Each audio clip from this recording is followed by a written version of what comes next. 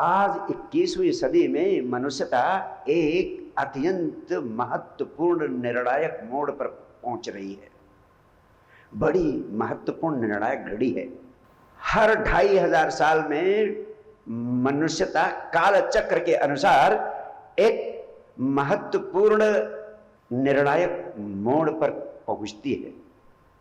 अगले 15 वर्ष इस दृष्टि से बहुत महत्वपूर्ण है कि काल चक्र का ये अत्यंत महत्वपूर्ण अवसर है।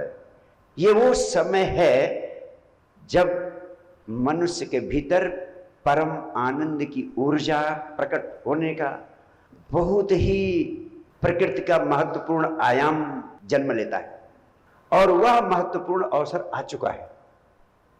अब सारी मनुष्यता एक बहुत बड़े रूपांतरण के दौर से गुजरने की स्थिति में पहुंचने वाली है।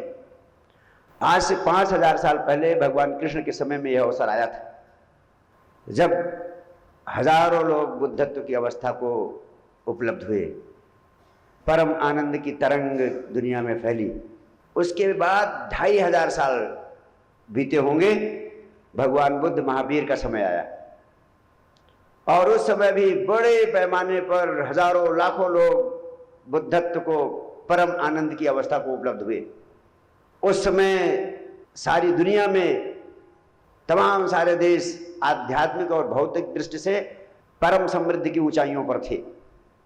और भगवान बुद्ध के बाद फिर 2500 साल का समय बीत चुका है और ये कोई 15-20 वर्ष इतने महत्वपूर्ण है मनुष्यता के इतिहास में कि इस समय जो व्यक्ति साधारण कदम भी उठा लेगा परम शांति, परम आनंद की दिशा में आगे जाने के लिए, उसे असाधारण उपहार प्रकृति से स्वतः मिलने को तत्पर हो जाएंगे।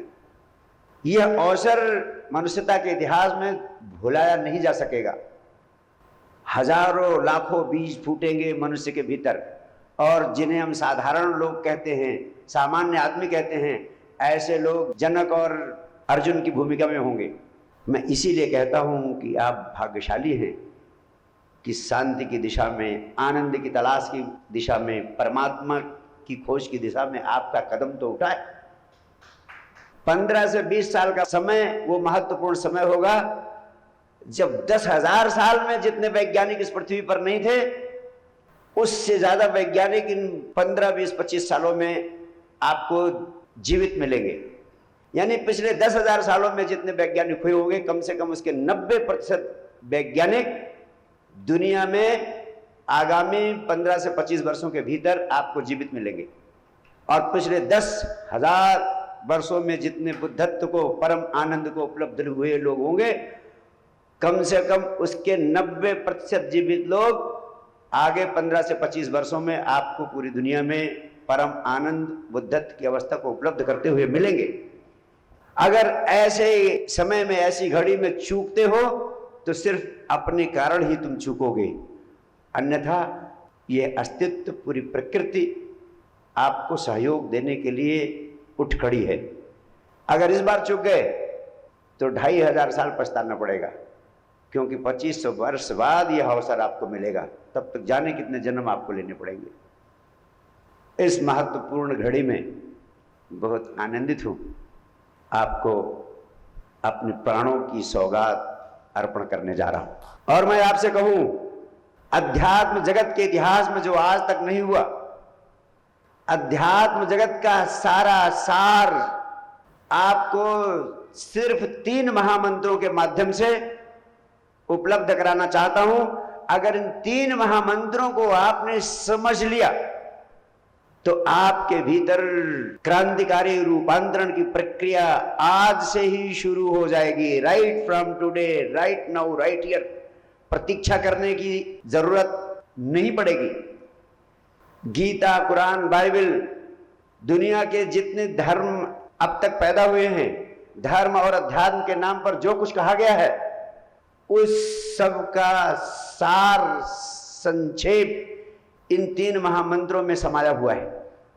इन 3 महामंत्रों की समझ मात्र से आप पूरा जीवन, पूरा भविष्य बदल सकते हैं और अपने इस जीवन में अपनी मनचाही आकांक्षाओं को भी पूरा कर सकते हैं।